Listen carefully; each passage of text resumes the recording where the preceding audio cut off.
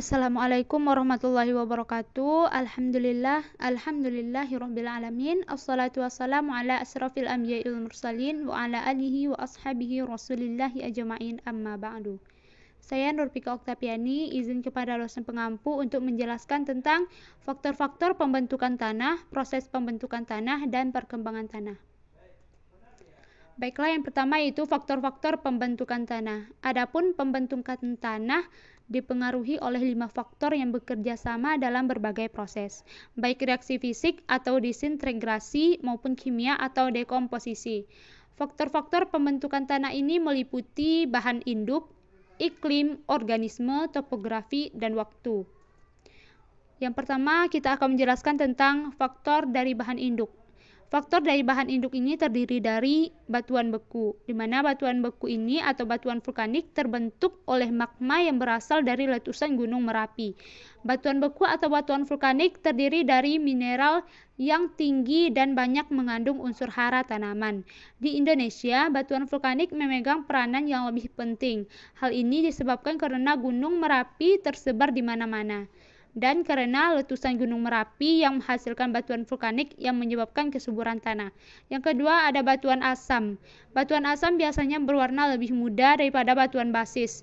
Batuan asam juga biasanya lebih banyak mengandung alkali dan al, sedangkan kadar unsur-unsur seperti Fe, Mg, dan Ca lebih rendah, sehingga berat jenisnya juga lebih kecil.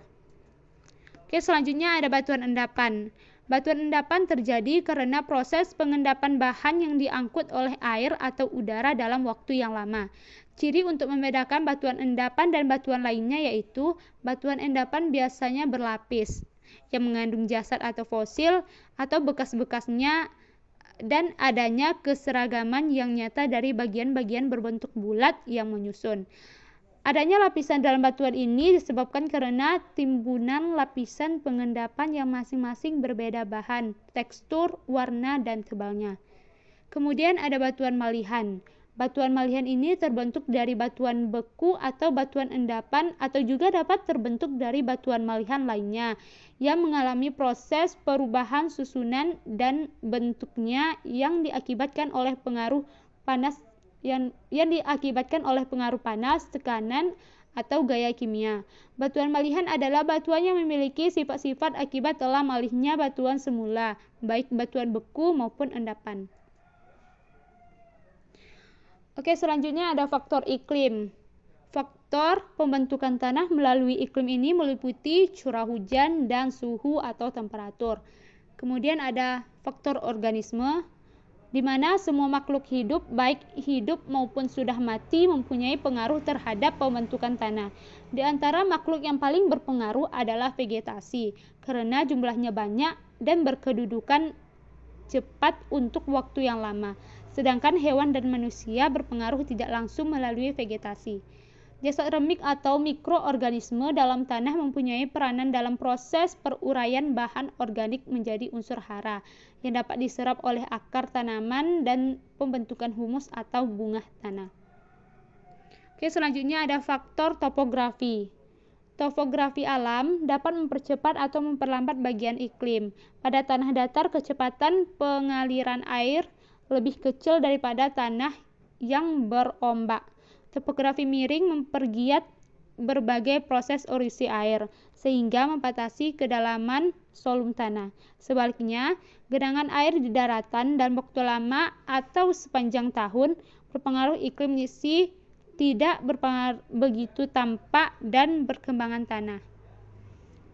Selanjutnya ada faktor waktu.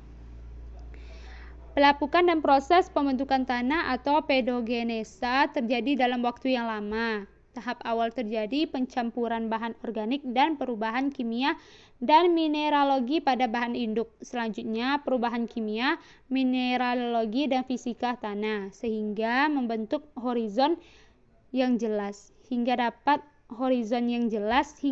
mencapai keadaan steady state, yaitu keadaan tanah yang tidak berubah karena waktu yang lama. Oke, selanjutnya ada proses pembentukan tanah.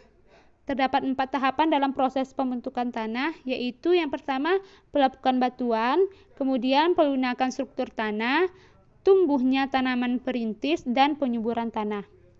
Dalam proses, terdapat beberapa faktor pembentukan tanah yang dibedakan menjadi 5, yaitu iklim, organisme, bahan induk, topografi, dan waktu. Di mana kelima faktor tersebut sudah kita jelaskan sebelumnya. Oke, next. Oke, selanjutnya ada perkembangan tanah.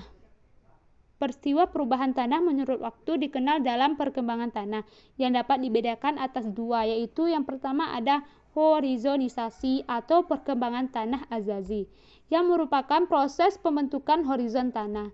Horizon ini terdiri atas 2 perbedaan. Yang pertama, horizon O2 merupakan horizon organik yang dicirikan oleh bahan organiknya masih mempunyai bentuk.